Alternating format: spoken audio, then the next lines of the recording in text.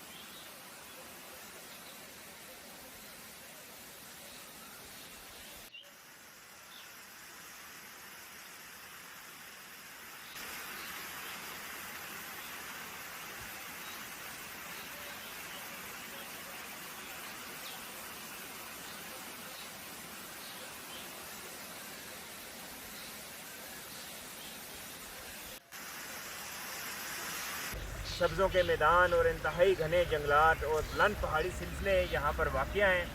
और आप इसको एक इंतहाई खूबसूरत सियाहती मकाम भी कह सकते हैं।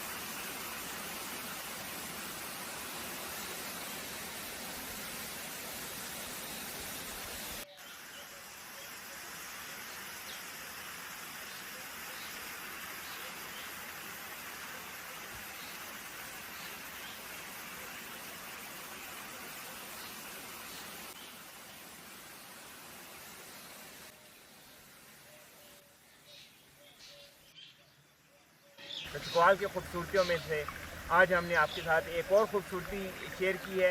यकीनन आपको ये खूबसूरती पसंद आई होगी। हमारे चैनल को सब्सक्राइब ज़रूर किया करें और अपने कमेंट्स और अपनी तजावीज़ से हमें ज़रूर आगाह किया करें, ताकि हमें पता चलता रहे कि हमारे में क्या कमी है या चकवाल की और इस खूबसूरती को, पाकिस्तान के इस मुस्बत चेहरे को, चकवाल के इस मुस्बत चेहरे को सामने लाने में आपकी तजावीज़ हमारे लिए बहुत अहमियत की हामिल है। आपका बहुत शुक्रिया।